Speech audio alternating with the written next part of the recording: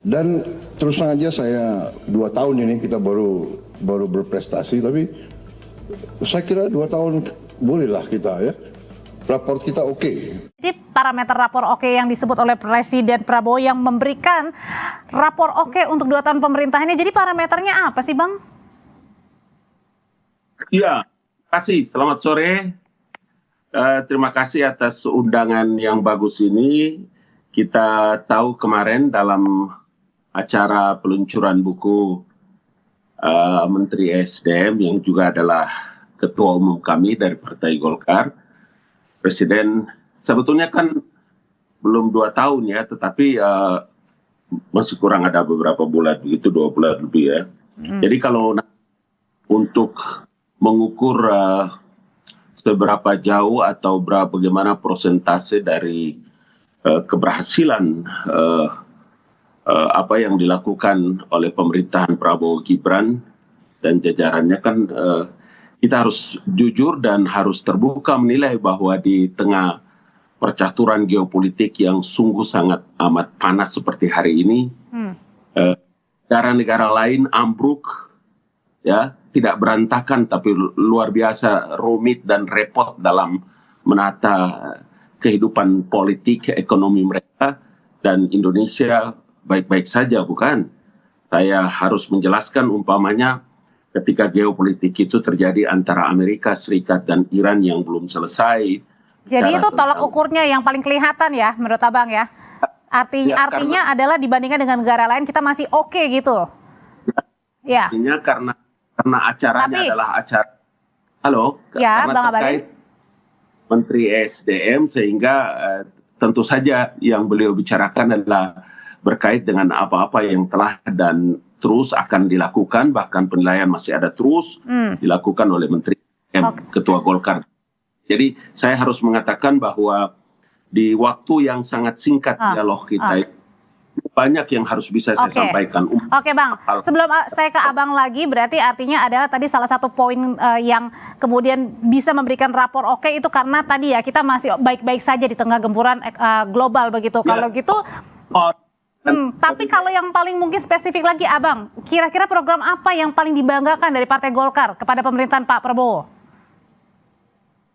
Saya harus ingin menyampaikan bahwa kita tidak bicara fokus saja pada Partai Golkar, tetapi saya harus ingin mengatakan kalau umpama dalam hal Partai Golkar, saya dalam kapasitas sebagai Ketua Bidang Luar Negeri dan Hubungan Internasional, kita punya jejak dari semua aktivitas dan kerja Partai Golkar, umpamanya kalau itu yang Anda tanyakan kepada saya, hubungan internasional dan kerja-kerja luar negeri. Oke, berarti lebih kepada kerja-kerja luar negerinya Pak Presiden begitu ya?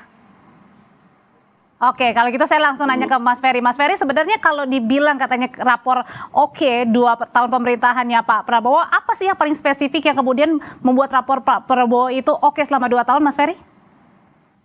Ya, pertama tentu saja pernyataan oke itu selain tidak jelas, kabur ya, dan juga bisa kita lihat bahwa tidak ada landasannya.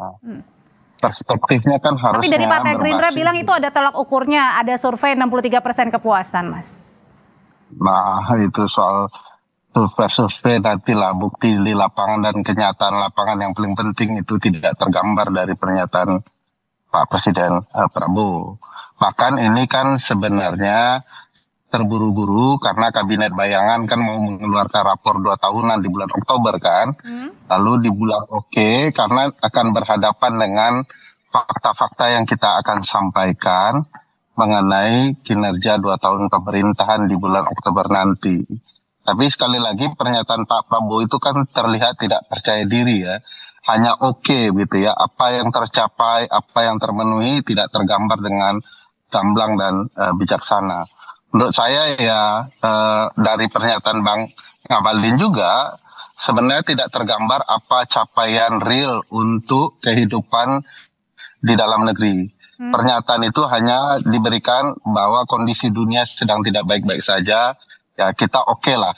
Kan artinya sebenarnya ya kalau kita mau gunakan istilah orang Sumatera ya, ini lepas makan ya, daripada tidak ada ya oke saja begitu, tidak menunjukkan capaian-capaian berarti, terutama alat ukur yang tegas dan jelas dalam hal kepatuhan berkonstitusi. Perlu diingat bahwa ya. Mas Ferry, tapi kemudian dibilang sama Pak Prabowo juga nih, kemarin sempat dikatakan contohnya swasembada pangan lebih kuat, ancaman tingkat global juga oke, Indonesia masih cool, masih tenang. Swasembada pangan itu kan sudah berdebat panjang ya. Ini swasembada pangan atau swasembada beras. Fakta angka-angka soal kebenaran swasembada beras pun patut dipertanyakan. Data yang ada tidak menunjukkan bahwa beras itu berasal dari panen-panen yang ada di dalam negeri kita. Dia hanya bekas dari impor di masa lalu yang menumpuk di gudang-gudang kita yang diklaim sebagai swasembada beras. Nah, pada titik ini negara sama sekali tidak memberikan bukti, hanya klaim untuk memberikan kesan keberhasilan semu yang kemudian hendak digunakan membangun propaganda keberhasilan pemerintah kita ya. Bang Abalin, katanya nih keberhasilan semu tanpa bukti, hanya klaim saja. Iya, kalau pangan kemudian menjadi sorotan yang tadi disebutkan oleh Ferry, bahwa kemudian kalau dia tidak melihat bahwa produksi domestik yang dilakukan oleh pemerintah dan ketahanan pangan itu tidak menjadi ukuran bagi Ferry dan teman-teman, saya kira keliru, karena pemerintah kan fakta yang ada di tengah-tengah masyarakat itu kan, saya harus bisa menyebutkan bahwa mengklaim tentang capaian swasembada pangan, kemudian produksi dan menjadi agenda utama, itu kan strategis, tetapi kita harus juga menyampaikan, dan pemerintah itu kan membuka diri untuk bisa melakukan bagaimana harus diuji keberlanjutannya. Yang kedua, kalau saya harus menyebutkan dengan istilah yang disebut kalau masuk dalam istilah itu ya, umpama hanya mengklaim kemudian sebagai bentuk isapan jempol, bagaimana mungkin kita tidak bisa menilai tentang pertumbuhan ekonomi yang harus ditahu bahwa pertumbuhan ekonomi PDB-nya, investasi jadi dan ada buktinya ya Bang ya di sini ya. Jangan dulu potong supaya saya jelaskan. Yang pada tahun 2025 itu adalah tumbuh 5,11%, kemudian naik menjadi 5,3% pada 2024, kemudian 2026 tumbuh menjadi 5,29%. Apakah itu tidak menjadi bagian dari perhatian dan hari ini dirasakan oleh rakyat, dan itu adalah capaian-capaian yang dilakukan oleh pemerintah? Masa sih kita punya mata, buta hati, buta mata, kemudian melihat bagaimana upaya kerja yang dilakukan oleh pemerintah, baik dari sisi umpama penanganan masalah kemiskinan, lapangan kerja, dan lain-lain.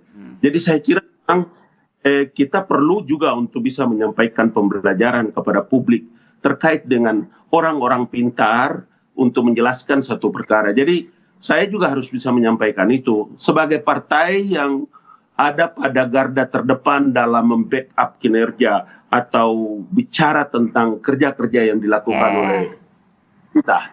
Yang kedua yang saya mau sebut begini, apakah dengan capaian-capaian kerja hubungan diplomatik internasional luar negeri yang selama ini dilakukan oleh pemerintah dalam membangun negosiasi diplomasi terhadap geopolitik yang hari ini sampai terjadi, bagaimana Menteri ESDM itu mempersiapkan diri dengan network yang ada, kemudian membicarakan dengan Rusia umpamanya terhadap cadangan-cadangan yang harus dilakukan dalam persiapan oil dan seterusnya, gas dan semuanya.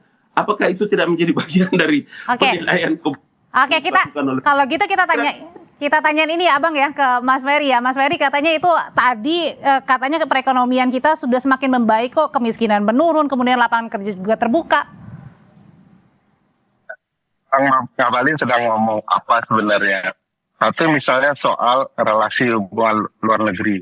Apa yang dibanggakan sebagai capaian-capaian itu tidak jelas sama sekali. Bergabung dengan BOP, lalu setuju dengan ART, lalu bergabung dengan BRICS, faktanya tidak memberikan dampak apapun soal relasi luar negeri. Ini hanya klaim-klaim ya. Luar negeri itu hanya jadi panggung pidato presiden untuk menunjukkan kemampuan bahasa Inggrisnya, bukan kemampuan diplomatiknya untuk bisa merangkul negara-negara yang ada dan sikap-sikap politik internasional Indonesia. Sama sekali tidak ada data yang menunjukkan keberhasilan diplomatik, itu hanya pengakuan. Misalnya kemarin mau ngaku akan menjadi orang di tengah dalam konflik Korea Selatan dan Korea Utara. Faktanya tidak ada hal itu. Bahkan tidak ada gambaran bahwa itu benar-benar terjadi dari dua negara yang disebutkan oleh Presiden. Kedua, soal klaim ekonomi yang berhasil. Ingat lapangan kerja yang dijanjikan 19 juta itu setengahnya saja belum berhasil. Padahal ini sudah 2 tahun. Artinya angka-angka itu hanya dibesar-besarkan, dikapitalisasi untuk kemudian mengklaim kebenaran semu fakta-fakta yang tidak terjadi. Kita hidup di retorika presiden, padahal harusnya di retorika itu tergambar melalui fakta-fakta yang ada. Di sini sebenarnya ada kerusakan moral dari penyelenggara negara ya. Suka mengumbar hal-hal untuk dibesar-besarkan, hanya tidak terjadi. Bagi saya ini hanya ilusi saja ya, untuk membenarkan kegagalan-kegagalan yang ada tanpa fakta-fakta yang ada.